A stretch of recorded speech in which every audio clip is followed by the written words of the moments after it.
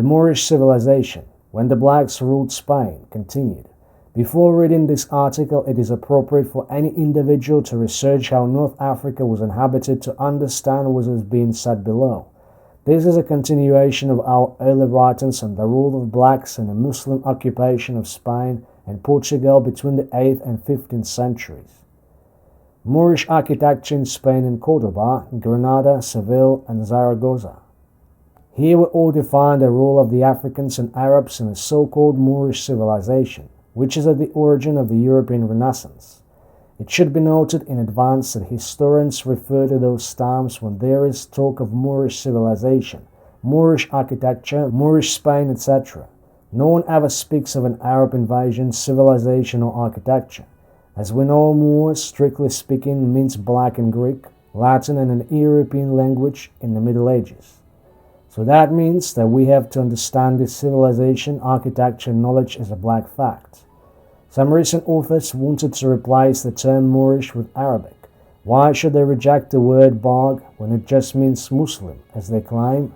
The Moorish word is almost as contested as the word Kemet, name of the ancient Egypt, which in its own black country is used to prove that the ancient Egyptians were black. To clarify what the role of blacks and Arabs was under the Muslim occupation, we will talk about 6 leading figures of this civilization. It is about the conqueror Tariq ibn Ziyad, Abdul Rahman, who started the Moorish civilization, the greatest king Yusuf ibn Tafin, the founder of the last dynasty Yaqub al-Mansur, the most important scholar Ziyad, and the last king Abu Abdillah. Tariq ibn Ziyad, the conqueror. Medieval depiction of the battle between Europeans and Muslims in northern Spain, 8th century. Roland, nephew of King Charlemagne, faces King Marsilio of Saragossa in Spain. We see that Marsilio and his armies are black. We are at the time of the first Moorish dynasty, of the Umayyads. Source: Bibliothèque Nationale de France. There is no nominative writing about Tariq ibn Ziyad's physical appearance, but the consensus of historians agrees that he was a Berber. A Berber from where? We do not know it. However, we know that he left Morocco to conquer Spain. Was he Maghreb or a Libyan Berber? This information would have been relevant because it was known that the Berbers of Morocco, Algeria, Tunisia in the 8th century were as black as Ugandans, and those of Libya were black and white. Only by looking at the generality about that time that has shown that Berbers were black with a white minority can one accurately think that Tariq was black. Tariq ibn Ziyad was appointed general of the Moroccan army by the Arab ruler Musa. Although he was under the tutelage of Musa, he showed real independence in his attack on Spain with his 95% black army, so that Musa came as reinforcement in the end. So as not to say out of history. It is the name Tariq that gave birth to Gebel Tariq, that is Gibraltar, today. If we can swear Tariq was black, the invasion of Spain for its parts would be remembered as a Moorish invasion. Abd al-Rahman, the initiator of the Moorish civilization. If there is one man to whom we must ascribe the authorship of this civilization, it is Abd al-Rahman, the first real king of the Umayyad dynasty, and the initiator of the great prosperity that Spain and Portugal experienced for some 8 centuries. Abd al-Rahman's father was a Syrian Arab, and his mother was a Nafsa Berber from Tunisia. Therefore, if we take into account the general knowledge of this period, Abd al-Rahman was a hybrid of Arabs and blacks. Yusuf ibn Tafin, the greatest Moorish king. Christian Spanish king Peter of Aragon received the beheaded crown heads of 4 Moorish rulers of the Almoravid dynasty. We see that the heads are too black. Ibn Tafin was a Berber from the Sahara. His people mainly practiced African spirituality and were initially reluctant to accept Islam. So this is a cultural description of a black people. Yusuf ibn Tafin saved the declining Umayyad dynasty in Spain and founded Almoravid dynasty, with his African army advancing to the rhythm of the drums and adorned with totems. He thus ruled a vast area that stretched from Spain to the Senegal River via Morocco and Algeria. There is an illustration of King Abu Bakr, Tafin's cousin, who was notorious for destroying the powerful Ghanaian empire in his jihad. This 15th century illustration, made 4 centuries after his death, shows Abu Bakr with a dark charcoal color. His cousin Yusuf ibn Tafin is described in the 14th century Moorish documents round the cartos as a brown skin and woolly hair man. The greatest of the kings of Moorish Spain was therefore black. Yaqub al-Mansur, founder of the Almohad dynasty. This man from Morocco took advantage of the declining Almoravid movement in Africa and crossed Gibraltar to establish the Almohad dynasty in Spain. Although his Berber father from Morocco is not described, documents from the 14th century mention that his mother was a negress. The king himself has been described as a brown man. Moorish royal courts, 14th century, at the time of the Almohads. Source: Jean-Philippe Amatunde for Africa Mart. Zirab, the most famous Moorish scholar. Main course, dessert, spring, summer, autumn, winter collection. If Europeans now see eating as an art, changing clothes every season, it is thanks to Zirab, an extraordinary multidisciplinary scientist who was known through Spain during his lifetime. He is the one who brought about these revolutions in the Western lifestyle and who certainly also created the first music conservatory in Europe. We also reportedly owe him the invention of toothpaste, the democratization of hair removal cream of women, the introduction of crystal dishes in eating. The name Zirab means black bird, vocal because of his singing voice and his highly distinguished manners, and black because he was black. Zirab was a black man from Baghdad, a freed slave. However, it is not said whether he is directly descended from Africans or from indigenous blacks in Iraq, Sumerians. Of course, there were eminent Arab scholars in the Moorish civilization, including Averroes, a philosopher and multidisciplinary engineer who was most celebrated. Abu Abdillah, the last Moorish king. This general sultan of the city of Granada in Spain was portrayed during his defeat. So we have a picture that shows that it was black. So there is no further comment on this. Abu Abdillah, or Boabdil, as the Spaniards called him, was the last Moorish ruler. His surrender after a war of reconquest by the Spaniards marks the end of Moorish civilization in 1492. Conclusion. We see through the great figures of the Muslim occupation of Spain and Portugal that the dominant element within the elite was black. The Arabs were a minority. The number of blacks in Spain and Portugal was estimated at 3.5 million at the end of the occupation. This black presence mainly explains the current tan complexion of the Spaniards. Although the inspiration of this civilization was Arabic and it is essentially Arabic culture that was introduced into Europe, the Africans were in fact mostly the author of this civilization. Knowing that this civilization made the European Renaissance possible, it must be said that the blacks have civilized Europe again after civilizing it in ancient times by the Egyptians and Phoenicians. Finally, we share this legendary scene from the French film Le Visiteur with Jean Reno and Christian Clavier. Both heroes who were deported from the Middle Ages to the modern age found themselves in front of a black man they called the Saracen. Saracen was also the other name for the Muslim invaders.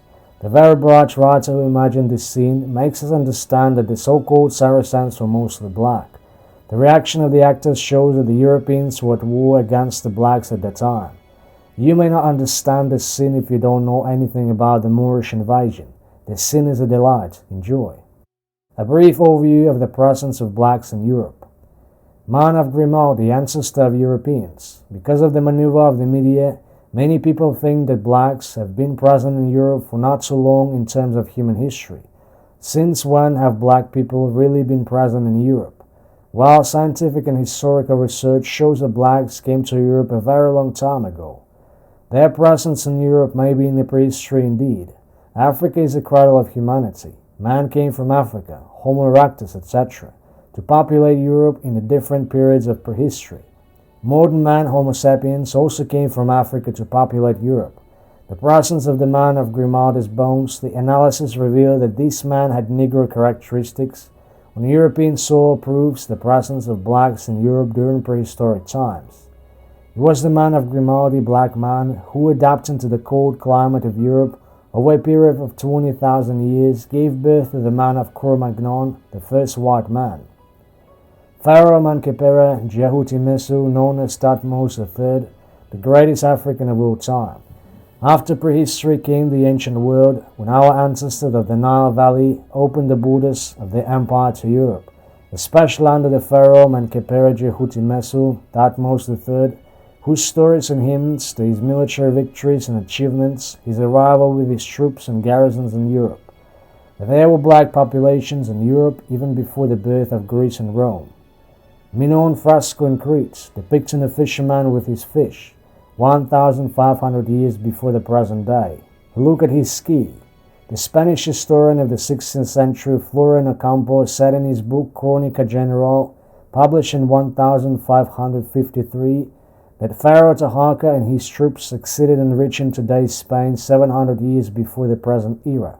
The geographer Victor Berat shows in his book Phoenicians and the Odyssey that the civilizations that preceded the first European civilizations, ancient Greece, Rome, that is, civilizations such as Phoenicians, Mycenaeans, Minoans, etc., and that's made birth possible.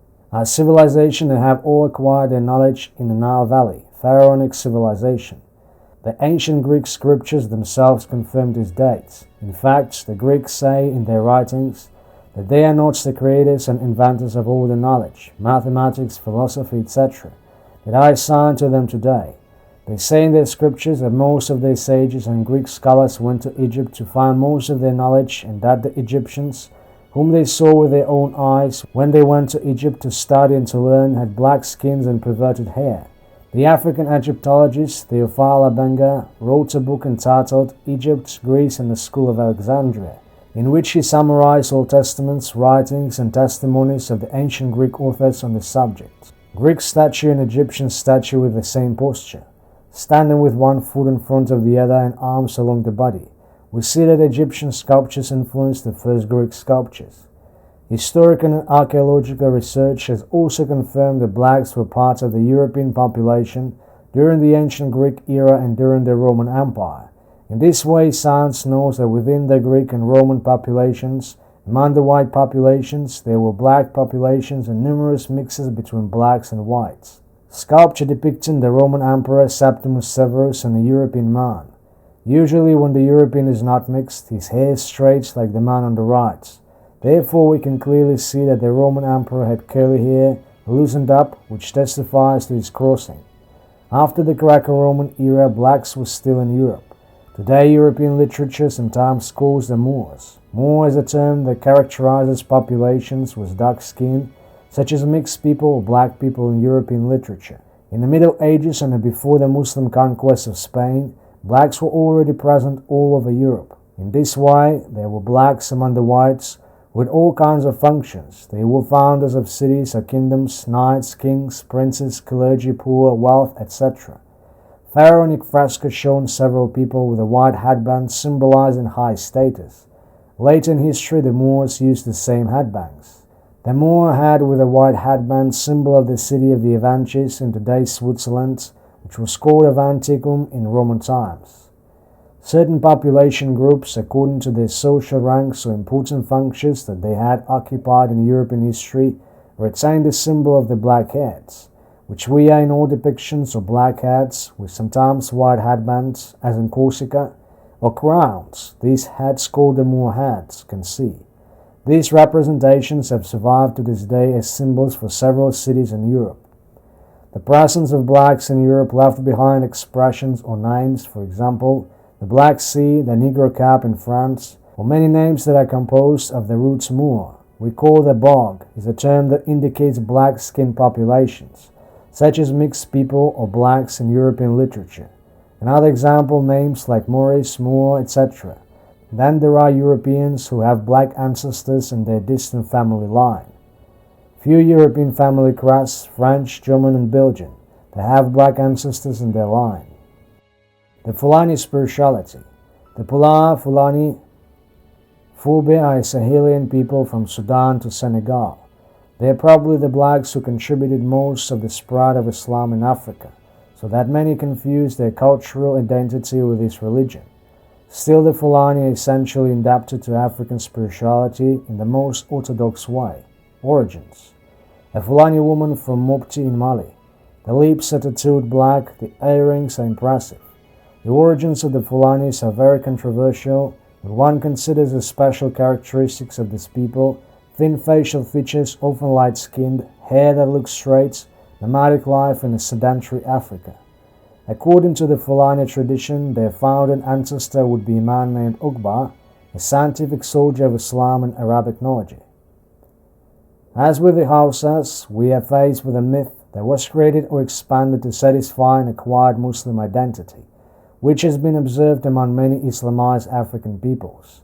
Whether or not there was Uqba, the Fulanis had their ancestry and cultural identity prior to their contact with Islam in the 10th century. Today we almost certainly know that the Fulanis are of Egyptian origin. Sheikh Anta Diop mentioned it as early as 1954 in Nations Negressa culture, and they pointed out that they came from the first pharaonic royal dynasties. Why? Mainly because of the two names, Ka and Ba. These names can only be found among the Fulanis and are basically carried by totemic clans. Ka means individual energy in ancient Egyptian. In African philosophy, the individual energy is the divine segment that gives life to every human being and makes him immortal.